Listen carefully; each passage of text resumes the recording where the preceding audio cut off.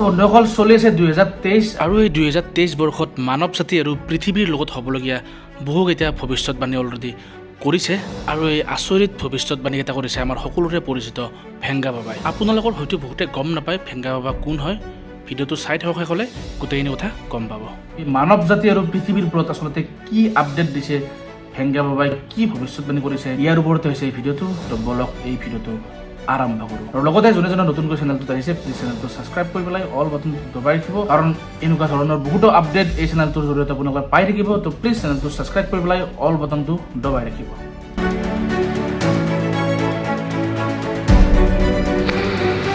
31 জানুৱাৰী 1911 চনৰ নৰ্থ মেচেডোনিয়াত জন্ম হৈছিল বাবা ভেংগাৰ। আৰু 1933 চনত ভেংগা বাবাই দুপৰীয়াকৈ বাহিৰত খেলিবৰ কাৰণে ওলাই আহিছিল।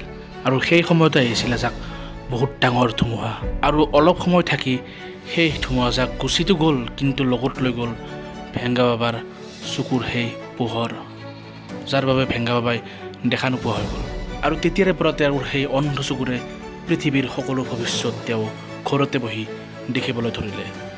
বাবা ভেংগাই ইয়াৰ আগতেও বহুতো ভৱিষ্যতবাণী কৰিছে, কিন্তু কথা হ'ল কি সেই ভৱিষ্যতবাণীবিলাকৰ কিমান দূৰ সফল হৈছে, মানে কিমান সঁচা হৈছে। তেতিয়াহ'লে মই আপোনালোকক জনাই দিওঁ যে বাবা ভেংগাই কৰা আগৰ ভৱিষ্যতবাণীৰ প্ৰায় 100%ৰ 90% সঁচা হৈছে।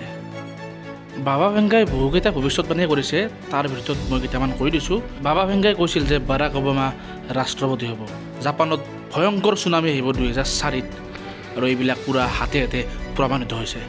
9/11ত লাডেনে টুইন টাৱাৰ ধ্বংস কৰাৰ ভৱিষ্যতবাণী বাবা ভেংগাই বহুত বছৰ আগতে কৰি দিছিল। বাবা ভেংগাই 2022তো কেইটামান ভৱিষ্যতবাণী কৰিছিল। ইউৰোপ পূৰা শুকান হৈ পৰিব বুলি কৈছিল, আৰু এছিয়া পূৰা পানীৰে ভৰপূৰ হৈ যাব বুলি কৈছিল। আৰু তেওঁ কোৱা মতে 2022ত এছিয়া পানীত গৈছিলোঁ, কাৰণ পাকিস্তান, ভিয়েটনাম আৰু থাইলেণ্ড পানীৰে পূৰা ভৰি গৈছিল। আৰু ইউৰোপতো প্ৰায় ছেম হাহাকাৰে চলি আছে। নদী, খাল, বিল আদি চব শুকাই গৈছে। জীৱ জন্তুৱে খাব পৰা নাই, পানীৰ অভাৱত জীৱ জন্তু মৃত্যুমুখত পৰিছে বহুতো। সকলোবোৰ শুকাই মৰুভূমি হৈ গৈছে। আৰু ইউৰোপত এনেকুৱা প্ৰায় 500 বছৰ পিছতহে হৈছে এনেকুৱা। এতিয়া কথাটো হ'ল বাবা ভেংগাই 2023ত কি হ'ব বুলি কৈছে। তো মই আপোনালোকক জনাই দিওঁ যে বাবা ভেংগাই এইবাৰো এই 2023ত টোটেল 5টা ভৱিষ্যতবাণী কৰিছে। বাবা ভেংগাই কৰা প্ৰথমটো ভৱিষ্যতবাণী হৈছে আমাৰ পৃথিৱীখন সূৰ্যৰ চাৰিওফালে মানে যিটো ৰেখাত ঘূৰি থাকে সেই ৰেখাৰ পৰা পৃথিৱী ছাইড কাটি যাব। আৰু ইয়াৰ ফলত কি হ'ব পাৰে মই সেইটো কৈ দিছোঁ। যদি সূৰ্যৰ পৰা পৃথিৱী দূৰত গুচি যায়, পৃথিৱীত বৰফ জমি যাব, আৰু যদি সূৰ্যৰ ওচৰৰ ফালে আহে তেতিয়াহ'লে পৃথিৱীত বহুত তাপমান বাঢ়ি যাব। আৰু দ্বিতীয় ভৱিষ্যতবাণীটো হৈছে ছ'লাৰ চুনামি। আৰু যদি সঁচাকৈ ছ'লাৰ চুনামি হৈ যায়, এই পৃথিৱীত জীৱ বাচি থকাটো কিন্তু বহুত টান হৈ যাব, সকলো ধ্বংস হৈ যাব। আৰু তৃতীয় ভৱিষ্যতবাণীটো হৈছে কি ডাঙৰ ডাঙৰ দেশবিলাকে সৰু সৰু দেশবিলাকৰ ওপৰত আক্ৰমণ চলাব, মানে ডাঙৰ কাজিয়া হ'ব, পূৰা ফাইট চলিব। আৰু সেইটোতো ক'ব নালাগে, অলৰেডি আপোনালোকে দেখা পাইছে ৰুছ আৰু ইউক্ৰেইনৰ মাজত কি ডাঙৰ যুদ্ধ চলি গ'ল, আৰু এতিয়াও চলি আছে।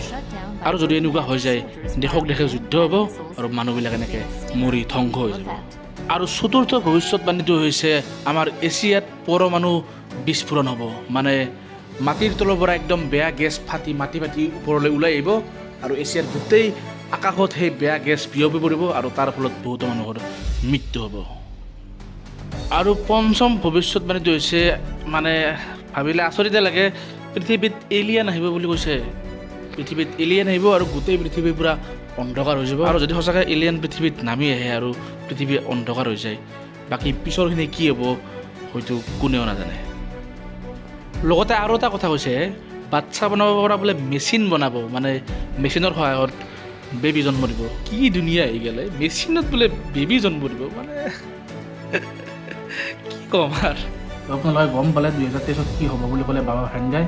এতিয়া কথাটো হৈছে কি বাবা ভেংগাৰ এইটো ভৱিষ্যতবাণী কিমানখিনি সঁচা হয়, সেইখিনি কথা কৈছে, কিবা এটাতো আছে আৰু। দেখা যাব বাৰু কি হয়, 2023ৰ অন্ততহে গম পোৱা যাব আচলতে এই ভৱিষ্যতবাণীখিনি কিমানখিনি সঁচা হয়।